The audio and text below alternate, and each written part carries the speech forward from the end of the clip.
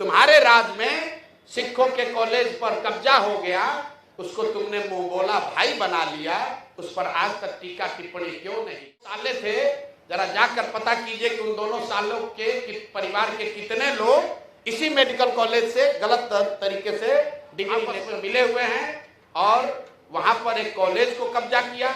जिसने आवाज दी उसको या तो मैनेज किया या उसको मार दिया। जन स्वराज पार्टी और किशनगंज स्थित माता गुजरी मेडिकल कॉलेज यानी एमजीएम के संस्थापक श्री मोलेश्वर सिंह के परिवार के सदस्यों ने आज पटना में एक प्रेस कॉन्फ्रेंस कर खुलासा किया कि कैसे भाजपा के प्रदेश अध्यक्ष दिलीप जायसवाल ने गैरकानूनी अवैध तरीकों और हर स्तर पर अनियमितताओं के माध्यम से अल्पसंख्यक सिख कॉलेज पर कब्जा कर रखा है।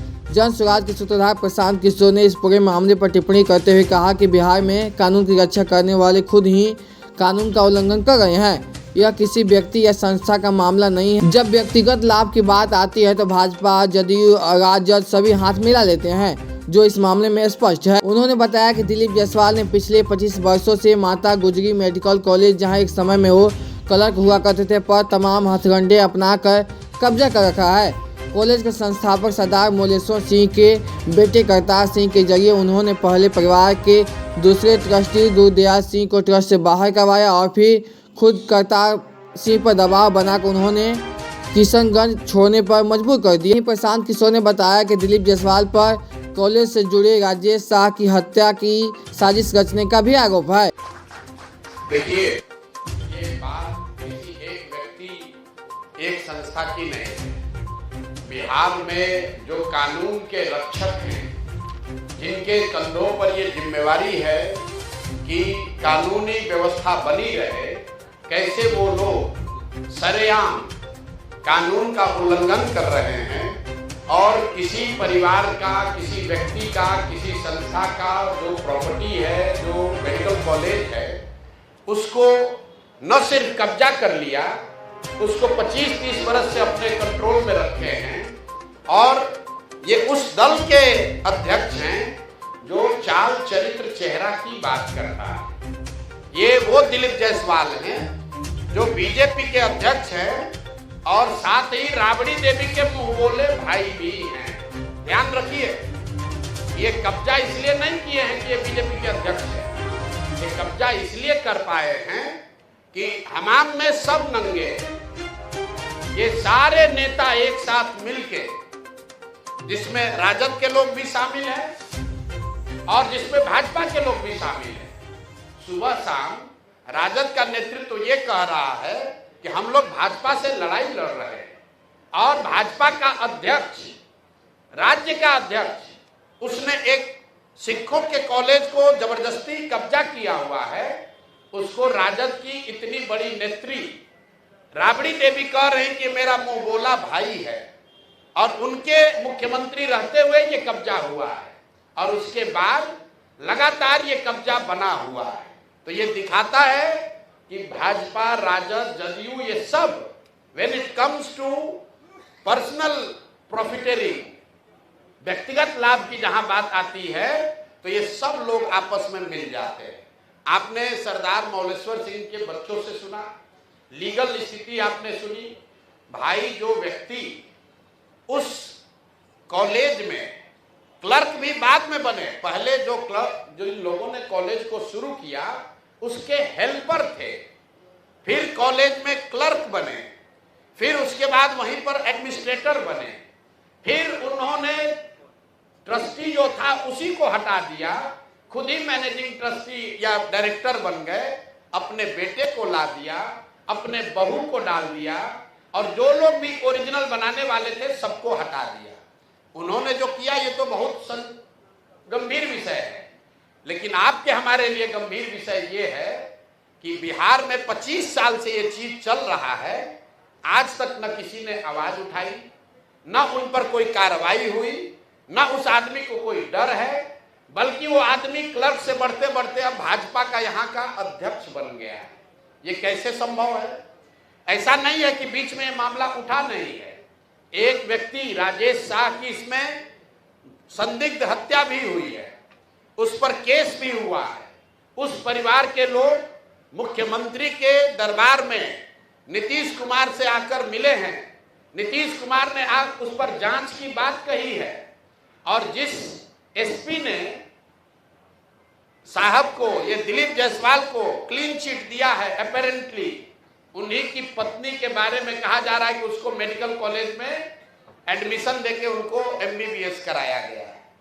तो ये जो पूरा मॉडल है कि इस कॉलेज का इस्तेमाल राजनीतिक लाभ और पैट्रोनेज के लिए खुलेआम 25 साल से किया जा रहा है।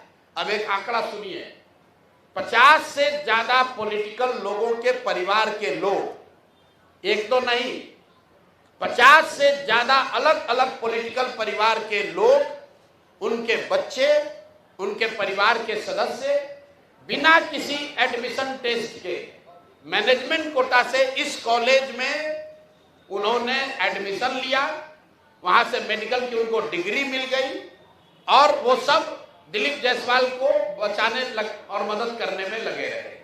जब भी पिछले 25 वर्ष में दिलीप जायसवाल को कोई परेशानी हुई, जिससे भी परेशानी हुई, उस व्यक्ति को, वो चाहे राजनीतिक नेता था या पत्रकार था, पुलिस वाला था, जुडिशरी का था, या तो उसको पैसे और बल से दबाया गया, अगर नहीं हुआ तो उसके परिवार में किसी आदमी को मेडिकल में सीट देकर इस आदमी ने मैनेज किया। और इतनी बड़ी बात 25-30 साल से लगातार चल रही है और किसी की हिम्मत नहीं है कि दिलीप जायसवाल पर सवाल उठाए।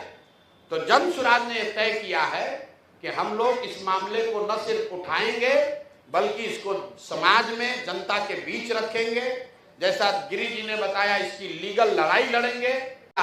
आरजेडी वाले बताएं कि उन्होंने अभी तक इस पर क्या कार्रवाई की है। 25 साल से भाजपा से लड़ने का दावा करने वाले राजद वाले लोग, ये मुसलमानों के रहनुमा बनने वाले लोग, माइनॉरिटी वंचित की बात करने वाले लोग, तुम्हारे राज में सिखों के कॉलेज पर कब्जा हो गया, उसको तुमने मुंह बोला भाई बना लिया, उस पर आज तक टीका टिप्पणी क्यों नहीं की?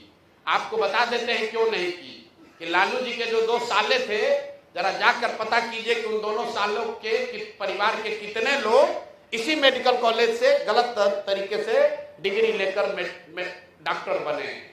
नाम हम नहीं बता रहे हैं, आप लोग खोज लीजिए, वो अभी जवाब देंगे तो उनको नाम भी जारी करेंगे कि लालू जी के परिवार के कितने लोग उस मेडिकल कॉलेज से डिग्री लेकर निकले। तो मेरे भाई, ये मिली भगत है, सब आपस में मिले हुए हैं और वहां पर एक कॉलेज को कब्जा किया। जिसने आवाज दी उसको या तो मैनेज किया या उसको मार दिया, उसको दबा दिया। करतार सिंह जी जो वहां मैनेजिंग ट्रस्टी थे, उनको केस में फंसाया, जेल में उनके साथ मारपीट की गई, उनको इतना टॉर्चर किया कि करतार सिंह जी किशनगंज छोड़कर भाग गए। जब वो किशनगंज छोड़कर भाग गए, उसके बाद जाकर उनके साथ दबाव में समझौता करके केस विड्रॉ कराया है। तो भाई, ये बात पब्लिक डोमेन में आनी चाहिए, भाजपा का भी, उसके साथ जदयू का भी। और एक और बात समझ लीजिए कि 3 बरस लालू जी राबड़ी जी की बात छोड़ दीजिए, अभी नए नए उनके लड़के जो नेता बने हैं, 2 बार जब महागठबंधन की सरकार रही है, दोनों बार स्वास्थ्य मंत्रालय, उसका मंत्री राजद के लोग रहे हैं, दोनों बार डिपार्टमेंट राजद के पास रहा है। जदयू वालों से पूछिए कि सुशासन की बात करने वाले नीतीश कुमार 20 साल से यहाँ शासन कर रहे हो, दिलीप जायसवाल को बगल में बैठाकर चाय पीते हैं, सीटों का निगोशिएशन करते हैं, तो क्या आप मानने को तैयार हैं कि मेडिकल कॉलेज पर अवैध कब्जा करने वाले के साथ बैठकर आप राजनीति कर रहे हैं? तो ये हम लोग का आरोप है, हम लोग ने अपनी बात रख दी। अब आपके जो सवाल है वो आप कर लीजिए।